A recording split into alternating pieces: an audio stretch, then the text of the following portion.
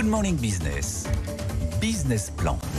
Et la France a échappé au couperet des agences de notation vendredi. Perspective stable du côté de Moody's et Fitch. Bonjour Alexandre Aizé, vous êtes stratégiste du groupe Richelieu. Bonjour. Qu'est-ce que ça veut dire? On a eu de la chance, on n'est pas dans une situation comme la Grèce, comme certains politiques essayent de nous le vendre. Finalement, la France va bien.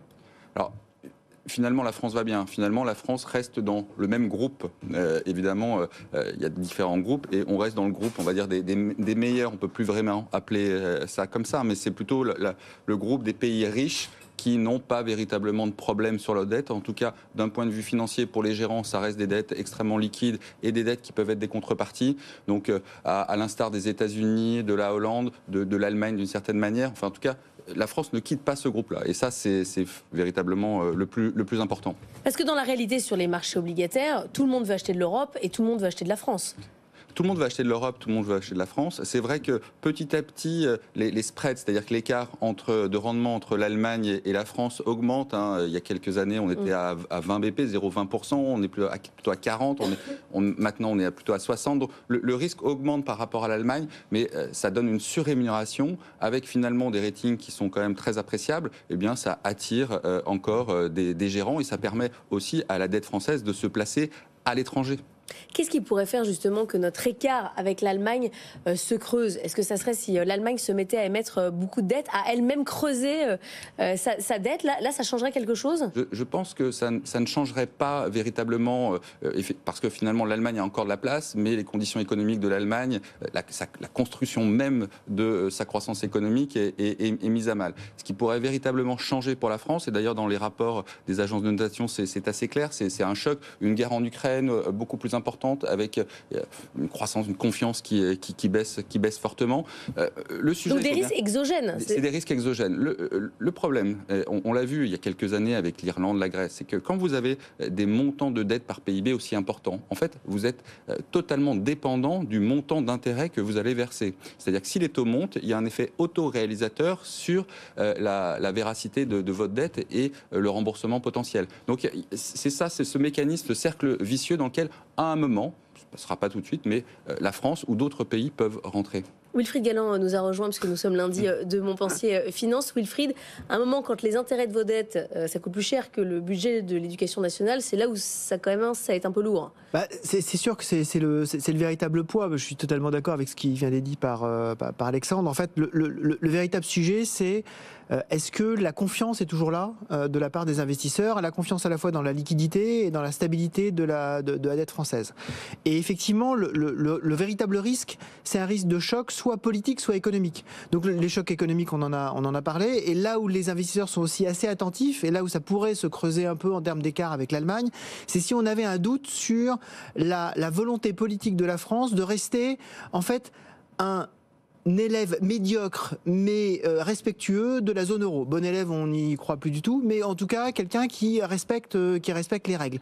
C'est pour ça qu'à chaque fois qu'on a des élections générales, on peut avoir au fur et à mesure des sondages un certain nombre de tensions sur la dette française en disant est-ce que vous êtes quand même toujours quelqu'un qui dit oui, je suis pas très toujours sérieux. Je suis pas bon mais je fais des efforts. Tant qu'on est dans cette logique-là, compte tenu du poids de l'économie française, on a quand même quelque chose qui est relativement rassurant pour les investisseurs institutionnels. Sauf que Alexandre, quand vous regardez le détail de ce que disent les agences de notation, elles disent nous on n'y croit pas que la France elle va baisser ses déficits publics. Il y a assez peu de chances en fait que ça change.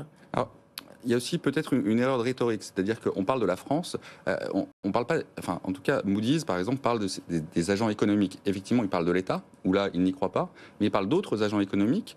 Les institutions financières qui sont très solides. Enfin, faut comprendre que pour la France... Le système financier français est très solide, absolument. En fait, pourquoi la France est aussi bien notée? C'est un pays riche. Le consommateur est a beaucoup d'épargne et est riche. Donc, en fait, ça aussi, c'est très important. C'est pas l'État qu'on juge. C'est pas l'État qu'on juge, parce que quand vous avez à la fois les banques commerciales, le consommateur, et d'une certaine manière, ils l'ont précisé, une économie très diversifiée, c'est quand même il y a quand même 3 pans qui sont très bons. Après, l'État, effectivement, c'est une autre chose. C'est lui qui qui s'endettent, mais en sous-jacent d'autres agents économiques. Donc la raison essentielle, c'est que les autres pans de l'État, enfin, on va dire la France, vont plutôt pas mal. Et même si finalement l'agence n'y croit pas, et on n'y a jamais cru, le déficit budgétaire en 2027, les objectifs de toute manière ne seront pas tenus, et l'État, la dette continuera de toute manière à augmenter. C'est l'épaisseur de la laine sur le mouton qui est extrêmement rassurante. Mais il y a quelque chose qui est quand même difficile à appréhender ce matin, c'est qu'on a dit pendant des jours, c'est évident, elles vont nous dégrader, on en était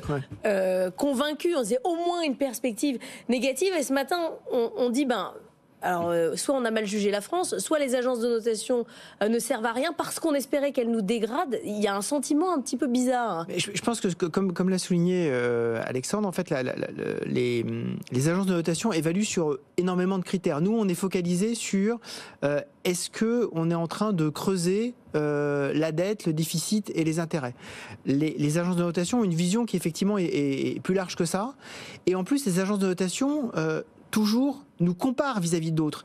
Et vis-à-vis d'autres, on n'est pas nécessairement les plus mauvais élèves. Et en tout cas, on a, en termes de représentation de la dette, des gens qui sont extrêmement qualifiés et qui ont véritablement l'habitude de parler avec beaucoup de précision et beaucoup de calme aux agences de notation, ce qui n'est pas le cas nécessairement de tous les pays. Et ça nous aide beaucoup. L'agence France Trésor, c'est quand même une référence parmi toutes les agences de dette. On peut dire merci à l'agence France Trésor. On peut dire merci. On peut dire toujours merci. Absolument.